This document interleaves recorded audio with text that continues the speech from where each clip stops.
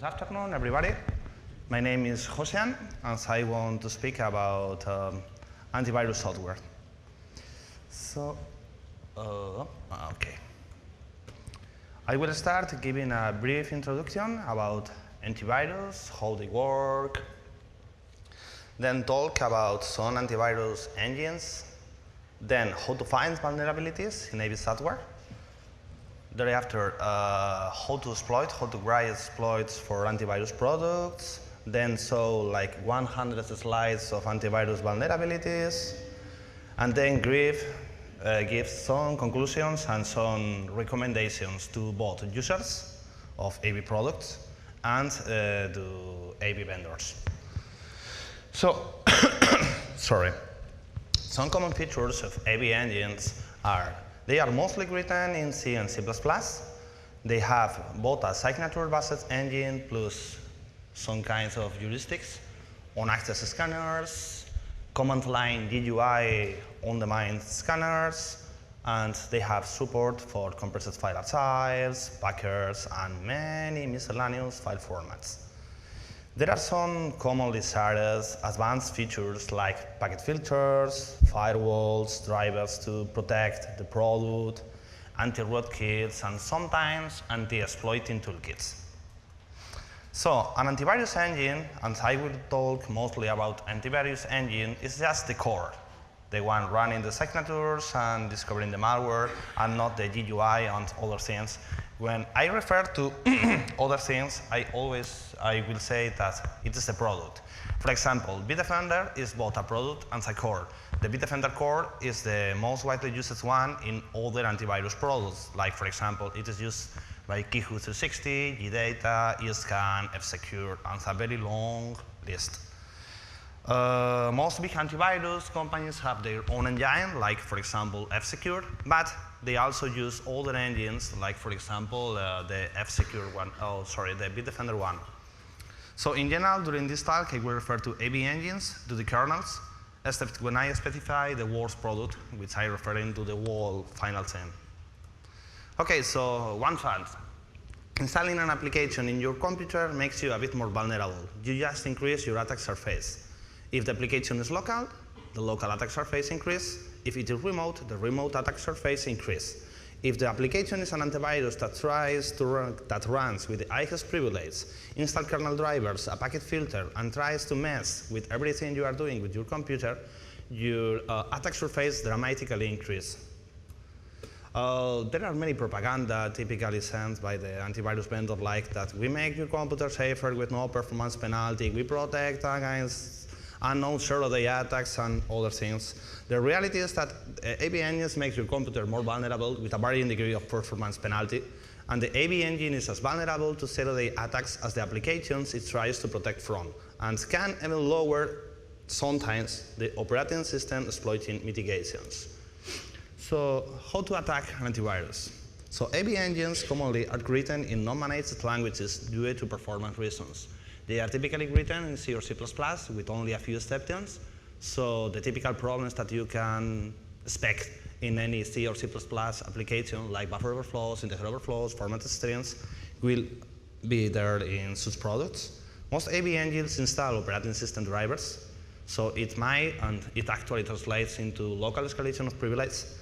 Also, AV engines must support a very long list of file formats. This is something that I wrote very quickly, because the list of file formats that an AV engine has to support does not fit in even a slide. So it translates into many, many bugs in the parser of file formats. So AV engines not only need to handle such a large list of file formats, but they also need to do it often better than the vendor, because by nature, an antivirus product is messing with attacker-created content, while an application, a normal application, the producer of that file, can simply refuse anything that looks like malformed, while the antivirus actually needs to continue to find if there is something inside. So most, if not all, antivirus engines run with the highest privilege, either root or local system, depending on the operating system. So if you can find a bug and write a reliable exploit for the AV engine, you use one root or system privilege because they are not using overall either sandboxing or virtual machines or any kinds of emulation.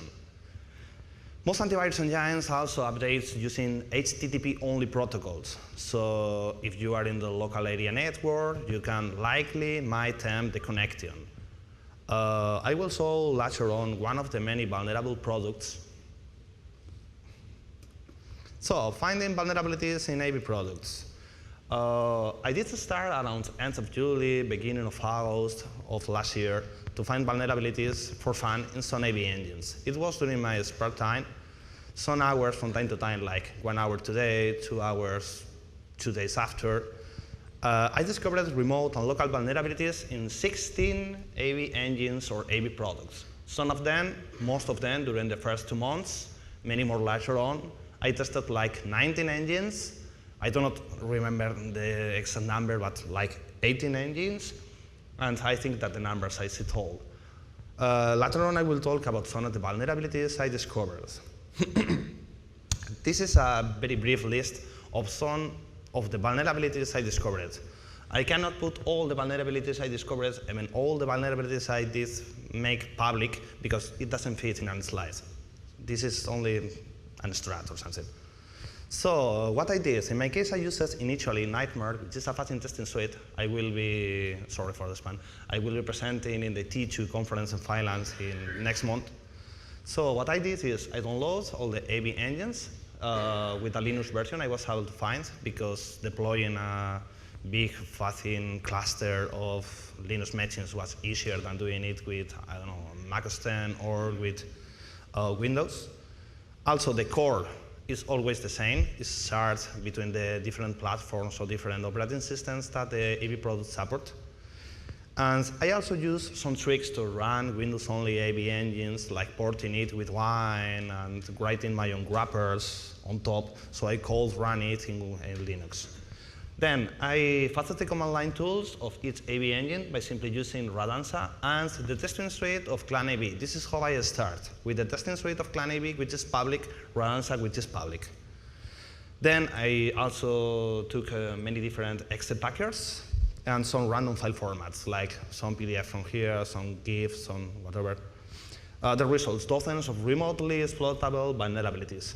Then I also performed some basic checks, like checking if address space layer randomization was enabled, checking for null access control list, the updating protocol, network services. Some very basic statistics. A friend of mine convinced me to write faster and do a fuzzing explain like told last year. So for this specific talk, I used that fuzzing suite and fuzzed some AV products. BitDefender, Comodo, FProt, FSecure, Avast, Clan AV, and AVG.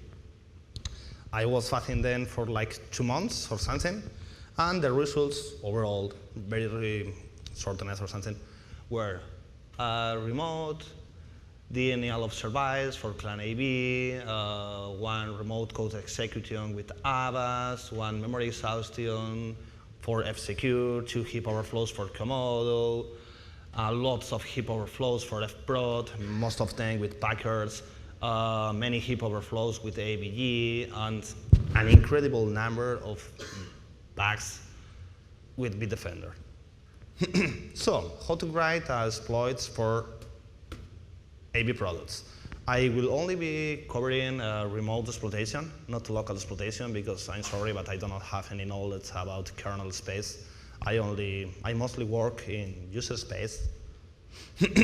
So exploiting an AV engine is like exploiting any other client-side application.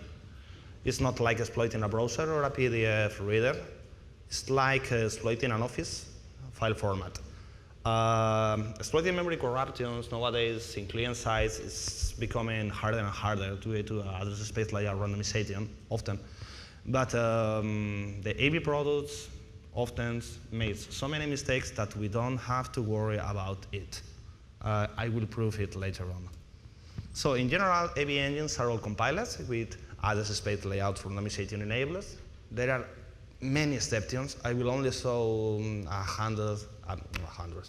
a few ones. But it is common that only the core modules are compiled with ASLR, not, for example, the GUI or the updater.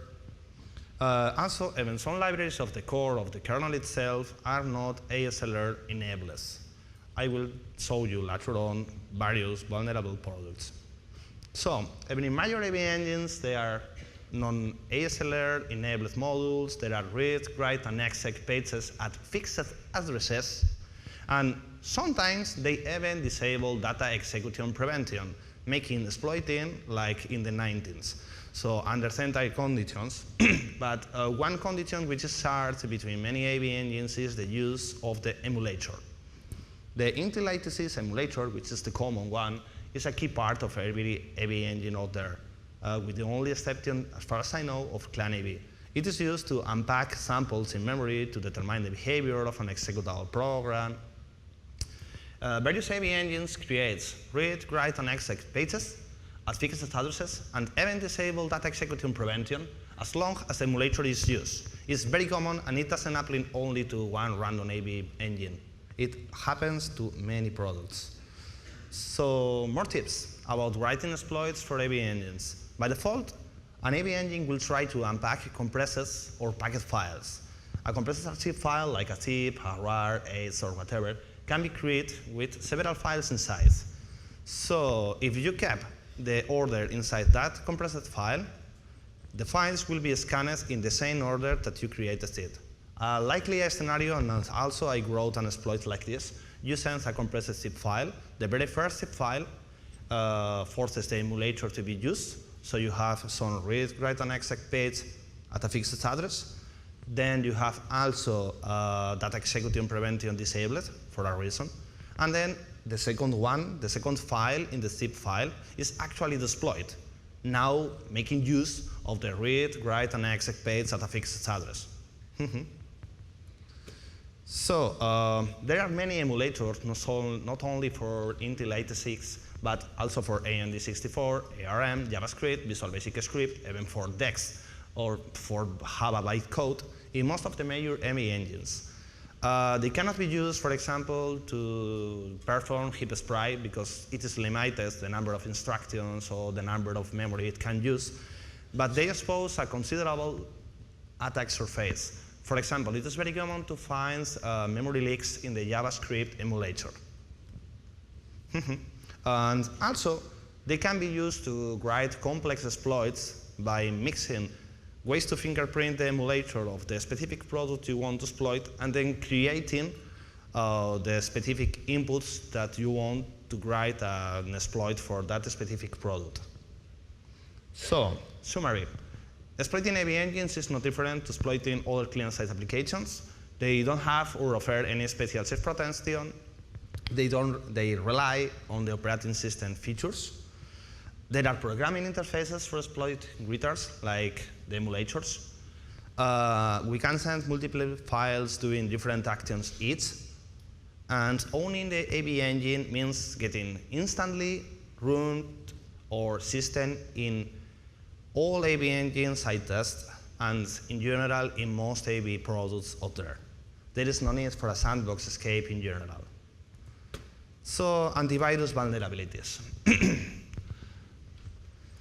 I will only show a few ones.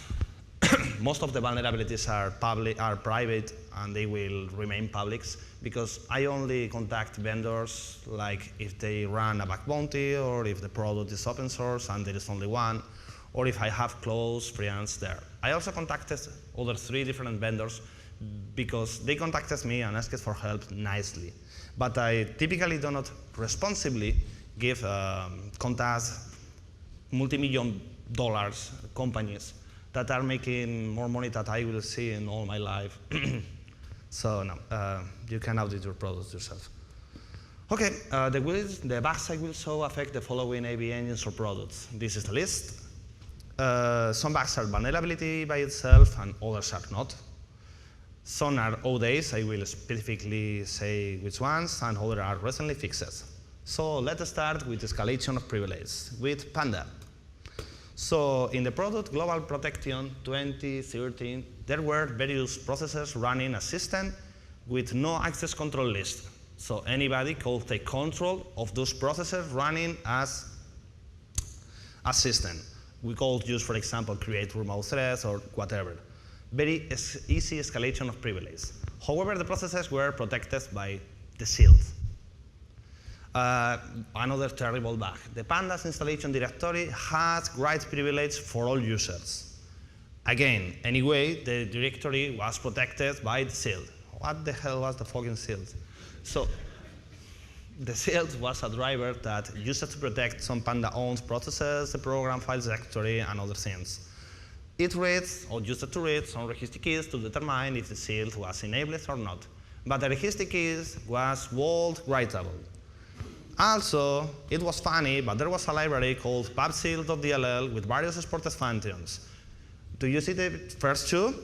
Well, the first one is actually a backdoor to disable the shields. If you send this, sorry, if you, it doesn't work now or what?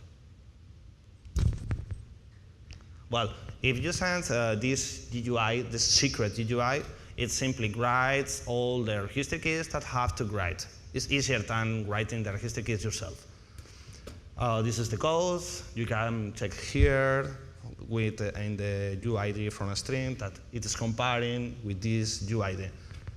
It's simply open. You don't need to perform any kinds of complex analysis. It's just opening and what the hell is this? Well, button on the side. Sorry? Button on the side. Here, this one. What? Push the button. It's a pointer. Ah, yeah, okay.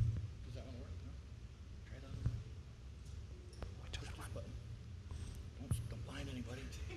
Comes out here. Oh, what? Is it working? No. Okay, thank you, sorry. Okay. So there were many more stupid bugs in this product. For example, no library was compiled with ASLR enabled, so writing an exploit for Panda was not a big deal. But also, they used to inject 3 libraries without ASLR enabled system-wide, making exploitation of other products in machines with this antivirus product trivial. I reported these vulnerabilities, and most of them are actually fixes. In later versions of the product, they finally fixed everything. But I discovered other vulnerabilities anyway.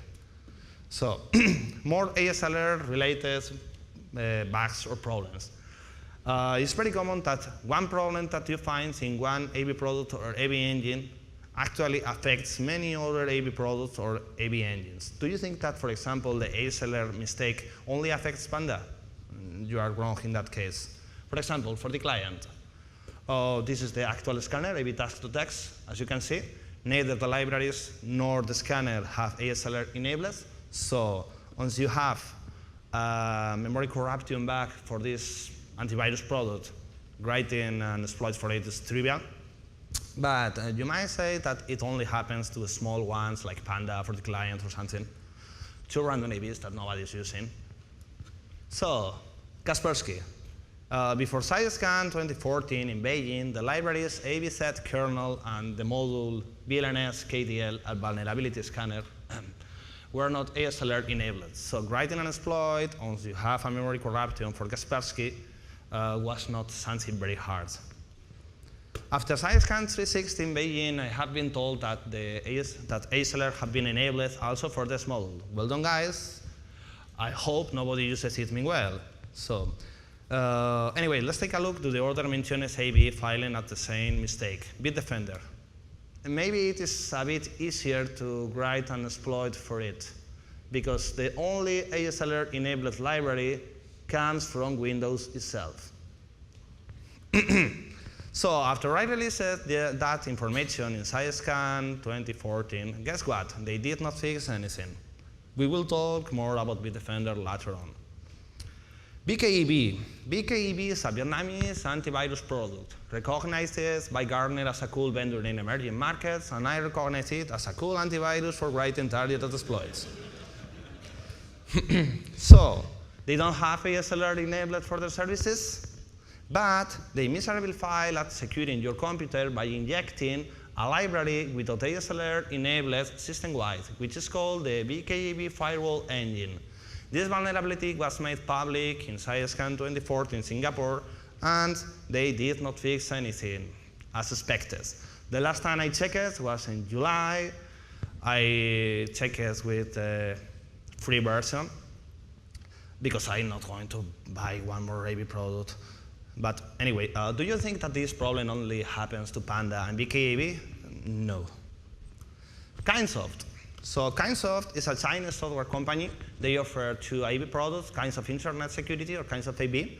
They use the BitDefender engine, so all bugs of BitDefender are also in Kindsoft. However, they have many things to worry about, not only the bugs coming from third parties. So, sorry.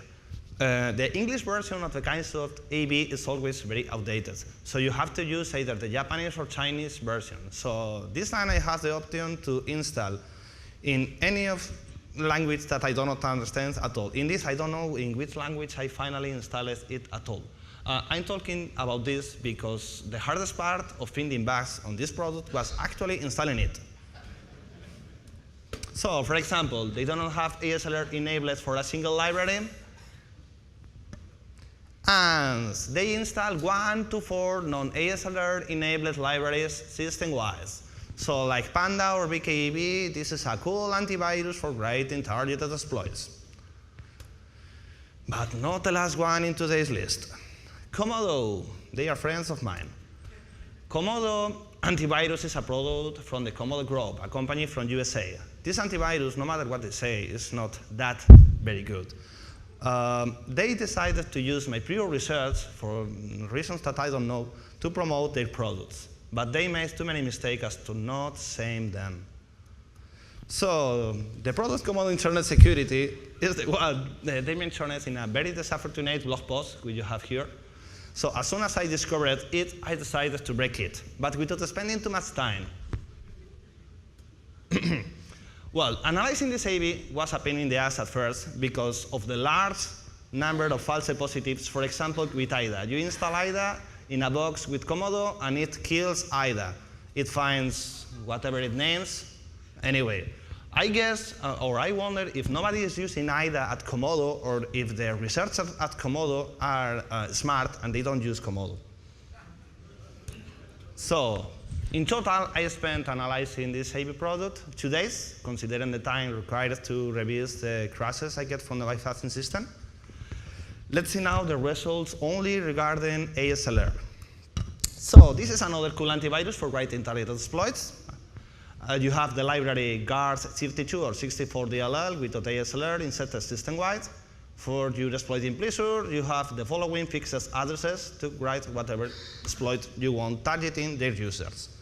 So they say something like, we would like to assert to the world that his reasons, talking about me in their blog post, with all Big Rip and other antivirus systems he studied, do not mean that users of Comodo Internet Security are actually vulnerable to exploitation. If Koret is correct, he is actually making the case to change your antivirus to Comodo. And I have to say that it actually means Comodo Internet Security users are actually vulnerable to exploitation, and sorry, I'm correct and your product sucks. So, more vulnerabilities, remote denial of service. This is a vulnerability that was fixed in Clan AB. This bug was an almost infinite loop by analyzing, by checking the resource directory in a PE file. If you change the number of icons in a resource directory, in the icon resource directory, it loops almost forever. I found it via dump as Fuzzing. It was really easy. The vulnerability was fixed, and nowadays it is public. One more bug. This bug affects many AB products. I stopped at the 7th one. So, do you remember the decompression bombs? Either a compressed file with many compressed files inside, or a compressed file with a very big file inside. I think it's the first time I've seen a discussion about this was in Backtrack in 2001. So it is a bug with more than 10 years that still affect AB products. This is a list. For example, ESET files with Gunzip and RAR, BitDefender with RAR, Sophos with almost anything, Comodo with BitDef2, ABG with 7-zip, like Icarus and Kaspersky. To create a simple decompression bomb, you can issue the following command: truncate -s the size and the file you want to create, and then use your favorite compressor to just compress that file. It still affects many products. I know these bugs are not a big deal. However, and this is something that talking with people on the street seems not to be very known, is that you can use it to disable temporarily the antivirus. For example, you send one or more such files to a mail server, and while the AB is scanning these files, you can send another one with the malware or exploit you want to send. Due to performance and responsiveness reasons, the last files will be, the AB product will let the user open the last files while still analyzing the others, not to get stuck. So yeah, it can be used to temporarily disable the AB. It seems that nobody cares, and for example, somebody from Kaspersky in an interview says that they cannot fix it because they do not have the specific instructions to create such a file. Instructions. BitDefender. So, BitDefender is a Romanian antivirus engine.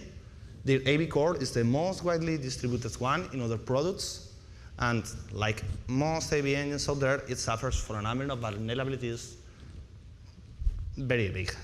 So, finding vulnerabilities in this engine is trivial. One example. This is one of the first vulnerabilities I discovered. This is a PE file packaged with a shrinker3, which is a compressor or a crypter, I don't remember. At this software, there are two double words with the file alignment and the section alignment. If you change from the original value to FFFFF, -1, internally, the file that will be uncompressed will have both file alignment and sections alignment calculated as 0. And then those values will be used here in a division, so you have a division by 0 and then another division by 0. First with section alignment, then with file alignment. Well, finding such bugs is trivial. But if this bug is not trivial enough, tell me about this. This is the original file. This is 9D, and I only changed it to 9E. So this is with a thinstall installer. If you change it, it will then decompress it, and everything will get corrupt, and then an index to a table is calculated, and it's likely going to raise data that you can control and write to another address that you can control. Discovering this bug is trivial. This and all BitDefender's bug doesn't affect exclusively BitDefender products. It affects many other AB products because this engine is used in other AB products. So adding a new AB engine to your product might sound cool, but you are making third-party bugs yours. And by the way, you didn't audit it before adding it to your product. I'm sure.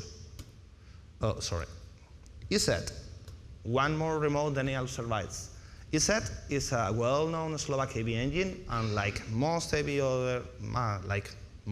engines out there, it suffers from a number of vulnerabilities that can be trivially discovered. An example, a PDF file with a negative or big value for any element of an slash with arrays will make it to crash. So this is the original file with 131, and I simply changed the first number to a 1, which is very big. It will then try to read from the buffer at memory this amount of bugs, this amount of memory. So it will crash because it cannot read that much memory. According to ESET source, they are using Fuzzing as part of quality assurance, but maybe they are not doing very well. More, Comodo. So Comodo AB, this I said that they use my research to promote their products. Well, they talk in their blog post, which you have here, about their sandboxes, process, and the sandbox. They only sandbox processes in Windows and not in Unix, for example. Under Unix or Linux, the processes run completely as sandboxes, and as I expected, finding bugs in this product was trivial, no matter what you say. So I have like 9 memory corrupting bugs for this AB engine, And one easy example with an OLE2 container, for example, a Word document, an Excel document, fuzzing all two containers, you can discover many vulnerabilities. Sorry. The one I will show now is simply a stack recursion bug. I'm not screwing some of the details because I don't want to give too many details to them because maybe they wrote that disunfortunate blog post only for asking for a free audit. So this is my file. As you can see here, if you use the command file, it will tell you that it is a composite document file and also container. The bug init, the command line scanner with GDB, and feeding up my file, crash it with a segmentation fault in a call queue. So it cannot call anymore any function because all the stack was exhausted. This code is at the office part of the code. You have full symbols in the Linux binaries, so you can analyze it, and you will discover many bugs. But if you want to discover bugs the lazy way, as I'm lazy, you can simply take a set of all two files, fast them Windows Advanced under Linux, and then take profit. Also, remember, writing an exploit for Comodo, at least under Linux, means that you have a root because the A/B scanning processes doesn't run sandboxes.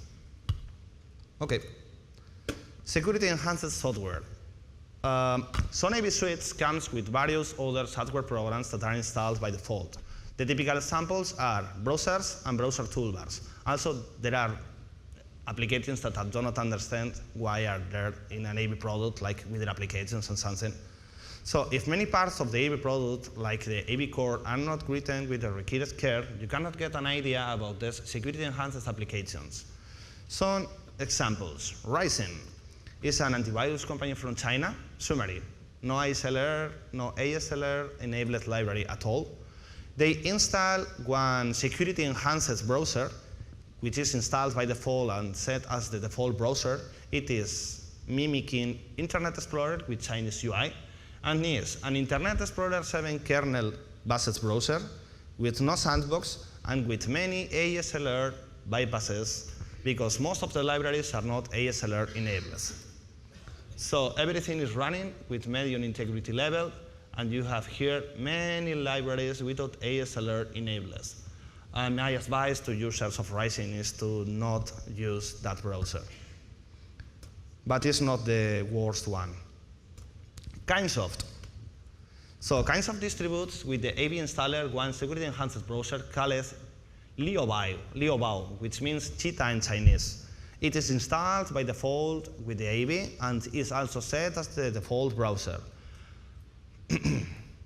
This is the Liaobao browser, the version I tested. So what is the Liaobao browser? It is a very outdated custom Google Chrome version. Their version is 29. At the time of researching it, the latest Chrome version was 35. So all exploits for Google Chrome will work against Liaobao. And also, there are many libraries without ASLR inside the process space of Liaobao. For example, you typically have this at this fixed address. They only offer a 32 bits version. There is no 64 version of Liaobao. And there are other libraries that you could use. Also, there are more interesting features. We all know that Chrome uses a sandbox, and that this is a ripped version or a modified version of Chrome, but they disable the sandbox for a reason that I don't know. The only sandbox in this browser that is enabled is the Flash one for Flash plugins. It also comes with a fun extension called Screen Capture, which is used to record a screenshot of your screen. My advice to people using it is to stop using it. This is the proof. Everything is running with medium integrity level, then very long list of libraries without ASLRs. Please do not use it. Also, more about Kindsoft. They install one adware for you. It is called Navy Now. It's from a Japanese company. It's rather inoffensive. It simply shows pop-ups. But an A/B product, so installing an adware for me is, I don't know, I cannot understand. So my sandbox is unbreakable or something like this, I understand myself. Some products like BKAB, Panda, or Comodo as we have seen previously, are good targets for writing targeted exploits because they are injecting libraries system-wide without ASLR enabled. But what is this library injected system-wide for? It is typically used to implement kinds of a sandbox in user lands. Let's take a closer look to one sandbox. Comodo, or something like this, I understand. So they wrote about my research and tried to use it to promote their products. In their blog post, they talk a lot about the sandbox of the products and the protecting it lives and blah, blah, blah, blah, blah. I did check the host intrusion protection system, which is part of the sandbox, and the true sandbox, partially. They just it to run untrusted applications. I spent like 2 hours considering installation times to analyze the hypes, and the true sandbox, all in all, is more complex than that. Let's see the results. 1 second.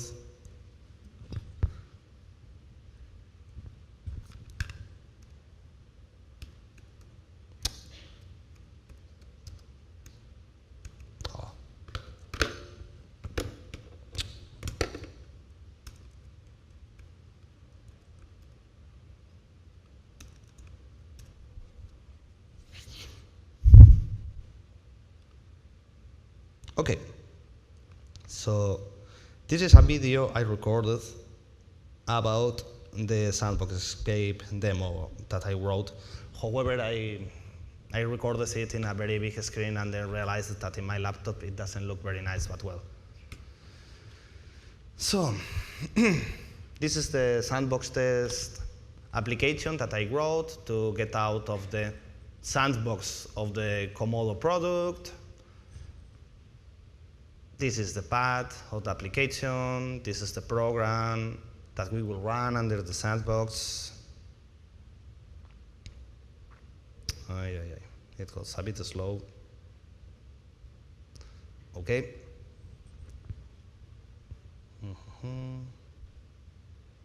Come on. So now I will open the GUI of Comodo. Here is it. Okay.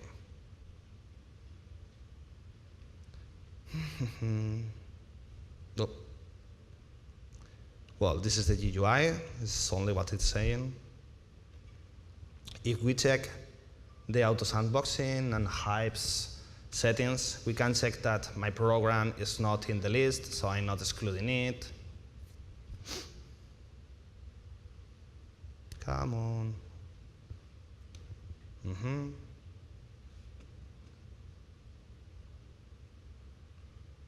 Okay, it's not there. It's a bit slow.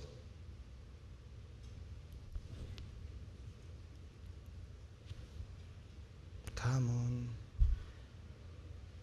on. It is set as paranoid mode, the hypes. Then in the sandbox, in the GUI, they mix the hypes and the sandbox, and often when they talk about the sandbox, they are talking about the hypes and the other way around. Come on. The sandbox, as you can see, there is an application that is excluded from the sandbox list, which is different to the other list, which makes things confusing. But anyway. So now just click OK. Behavior. It is by default impartially limited, which is the by default level for the auto sandboxing. Come on. Okay. Let's click OK. It goes slower than in my home machine.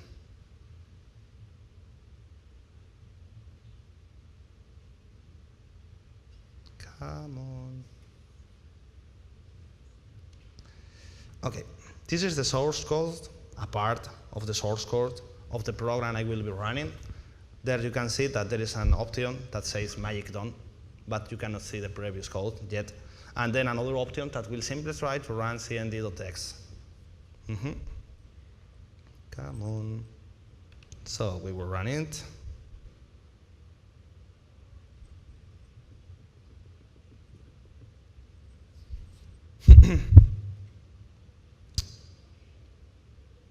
Come on.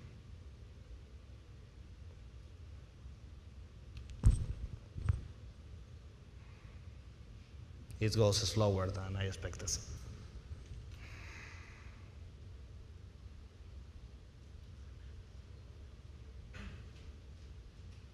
Oh, come on.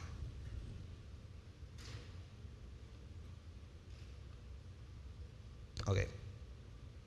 This is application, sandbox test 1. I will just open it. There are 2 options in the menu.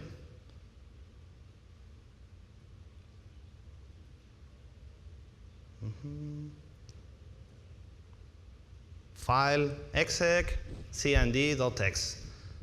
I will click, and with that option, that menu option is clicked, Comodo will tell us that some application is trying to run cmd.exe someday. Okay, so the Comodo Hype system, or the sandbox system, because they mix many times when they talk about it, will tell us, this application is trying to run this command. We will block it, but only once. So we can check again.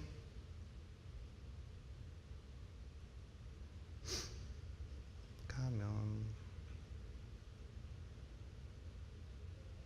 Come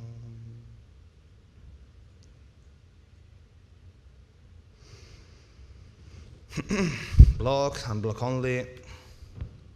If we do not remember the answer, it will ask 2 times. I don't know the reason.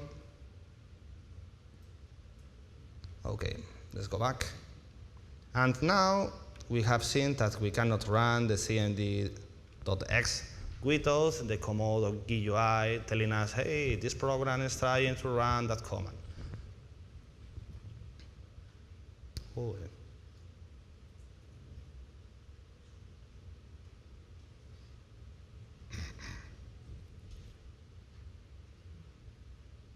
So file, then magic happens.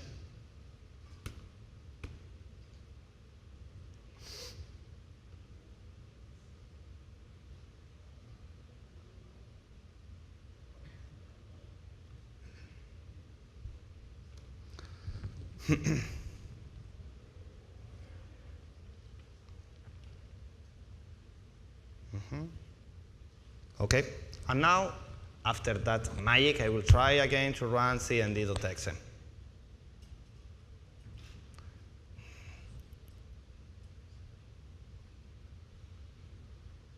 Oh, yeah. Come on. File, exec, cmd. Let's try again it. And here is it, open in the directory where the sandbox test 1 is running. Come on, show the prompt.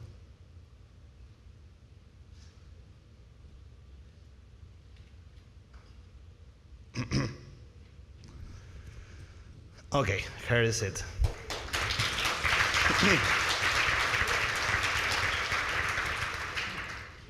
Okay, so let's go back. What is the black magic behind this? Okay, let's see it, but first, be warned. Note about plagiarists who are attempting to disassemble this code. Be warned, we have patented all of our genuine work. They don't say anything about their non-genuine work. And they are conducting regular code checks on the market, so they are analyzing the whole market for stolen ideas. Well, this is a funny notice that you find in every binary in the Comodo product. So you have been warned.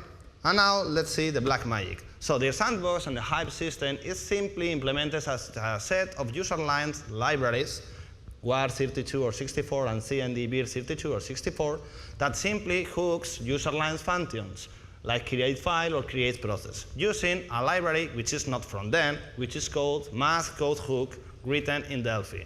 So the obvious attack, called free library get module handle war32.ell, so they clean up everything.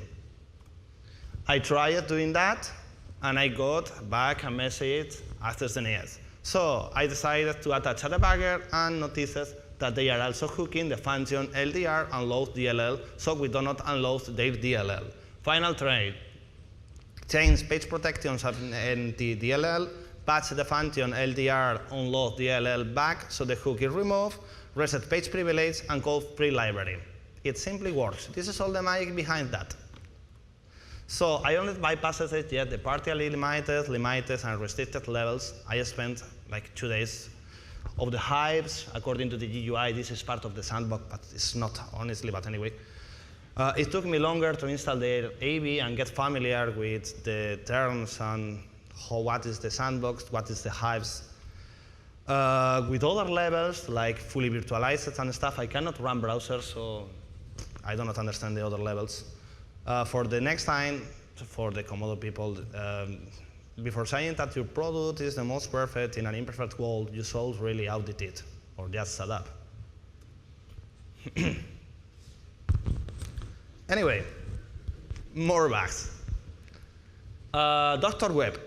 So DrWeb is a Russian antivirus used, for example, by Sberbank, by Yandex, and the Duma, which is the government of Russia, to name a few customers. More of their propaganda, you can check it here. Antivirus certified by the ministry, IHS grade, IHS standards, blah, blah, blah, blah, blah, blah. By the way, this web page is not available anymore. I don't know why. So DrWeb uses, I don't know if they still continue doing that, updating via HTTP with no SSL or TLS. They use to download a catalog files, which is compressed with LZMA. In the catalog file, there are a number of updatable files, plus a hash for them.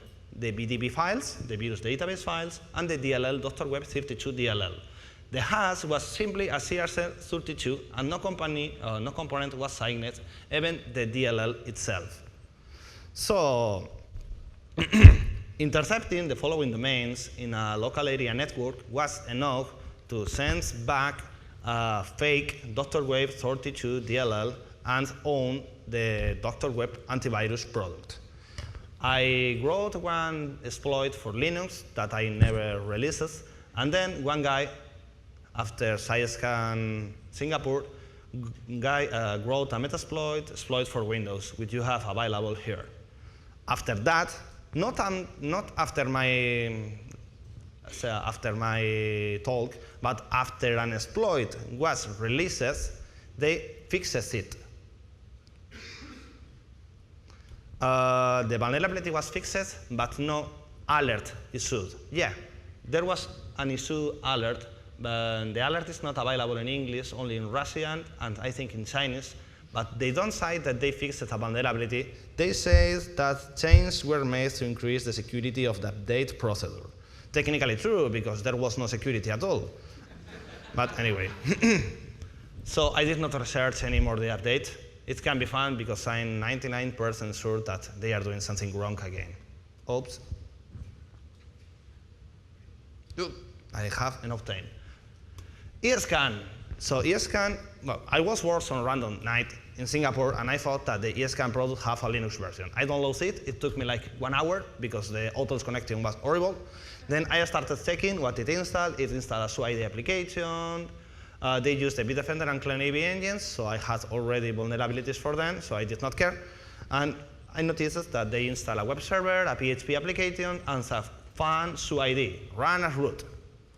The SUID binary is only allowed to be executed by root on malware-conf. But the eScan management application, which is called malware admin, is so buggy that I decided to stop at the very first remote code execution that I discovered, which was in the login form of a security product. So this is the login form. This specific bug requires to know or guess an existing user, but after I made this information public, people from ImmunitySec discovered more bugs that did not require to guess a username and used this application as a bull hunting teaching tool. So the application is buggy as hell, and it is only good for learning what not to do or how to write very easy exploits. Well, in my bug, the username and the password were used to construct an operating system command executed via the PHP function exec. I wasn't able to inject in the username, but I was able to inject in the password. So, this is the reason why I wasn't able to inject in the username, because it must be a valid email address. But here is the check for the password. Do you see the check? The check is pretty obvious. They are checking for cell escape characters, but they forgot one, the semicolon. Then everything is concatenated and executed as root from the PHP application. This is my ultra complex exploit to get remote root. I don't know what to say. Well. So enough vulnerabilities, and now some very brief conclusions. In general, AV software doesn't make you any safer against skilled attackers. They increase your attack surface, they make you more vulnerable to skilled attackers, and they are as vulnerable to attacks as any other application. Some AV software might lower your operating system protections, and they are plagued of both local and remote vulnerabilities. And also, which is even worse, some AV companies don't give a fuck about security in their products. Some recommendations. First, for users. Oh, Isabel. Sorry. Sorry. Sorry.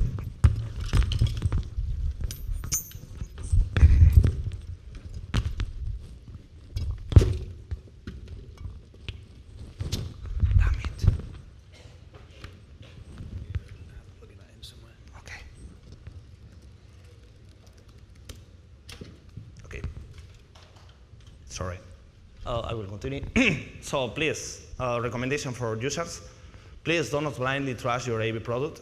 Joder.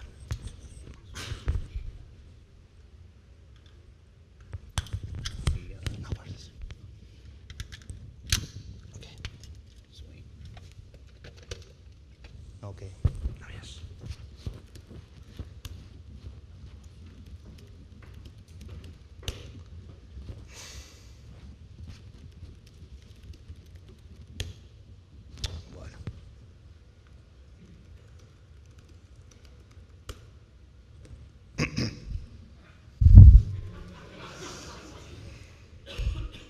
What is this?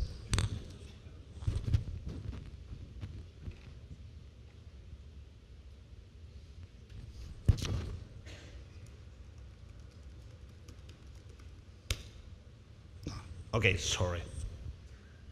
No. So, more recommendations. Please do not trust your AV product blindly. One recommendation is to isolate machines with AV engines used for gateways or network inspection. So if they are owned, they cannot be used to continue. And you should audit your AV engine or ask a third-party company to audit the AV engine or product that you want to deploy or that you already have deployed in your organization. And now for AV companies.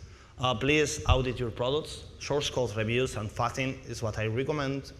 AV comparatives and the like is very different to what I'm talking. Running a bug bounty like the Avast guys are doing is a very good idea too. And I know that some companies are actually doing, after my SciScan talk, internal code audits. They are very good, but third-party audits are even better because they are going to find bugs that you are not going to find because you do not consider that can be an error-prone area. So please do not use the IHS privilege for scanning network packets or files. You only need those privileges to get the contents of that file or that packet. You should send it to a low privilege process or sandboxes or inside a virtual machine. Running dangerous codes under an emulator, VM, or at the very least in a sandbox is another recommendation I can give, because the parsers for many miscellaneous file formats who are written in C and C++ are likely going to have many bugs. And if you are running everything with the IHS privilege and in no sandbox or something, with one suit, with one exploit, we can simply own the whole machine where the AV product is installed. Why is it harder nowadays to exploit browsers than security products? Another option could be to use safer languages like Lua. Some AV products are actually doing that. Also, you should not trust your own processes. They can be injected, and code can be run in the AV processes itself. Also, for updating, please do not use HTTP. Use SSL or TLLs. Use all digitally signed all files. Remember that CRC is not a signature. And please verify that there is nothing else after the signature, which is a common mistake. Also, use all verify the whole certification chain. Dropping old code of no use today would be a good idea. There is code for Microsoft DOS area packers, protectors, and many things still in many AV products out there. And this code, not touched in years, is likely going to have many vulnerabilities. Also, this is a little recommendation. You should ignore any antivirus comparative company asking you to detect such malwares. Avoid them. And the last one for Comodo and other AVs. The research I did is not meant to instruct users to not install or to uninstall AV products. The research is meant to highlight the typical problems in AV products and push forward the industry to actually write security software. Reporting bugs responsibly will not make any change, and I have it demonstrated. Many years ago, in 2008, for example, Sergio Alvarez and Feng Shui did the same research that I did with very similar results. Guess what changed? Nothing at all. Also, you should not write blog posts demonizing researchers or manipulating their words in order to promote their products. It's a friendly recommendation. Also, you should never say anything that can be understood as hackers can own my product, because they are likely going to do, unless you are completely sure, and even in that case, it is better to just shut up. And that's all. Thank you.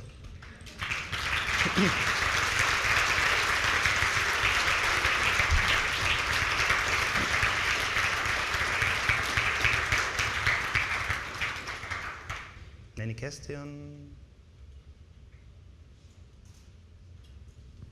No? Mm-hmm. There's one guy over there. Did you test, for example, Windows Defender? Sorry? The Windows built-in antivirus or Norton antivirus? Which, sorry? Norton. Norton, no, not yet. I did not analyze it yet. And the built-in in Windows? Windows Which? Defender, I think. Windows Defender. Not in deep, but it's one of the ones that I did not break. Okay. More questions? Okay, so, okay, thank you guys.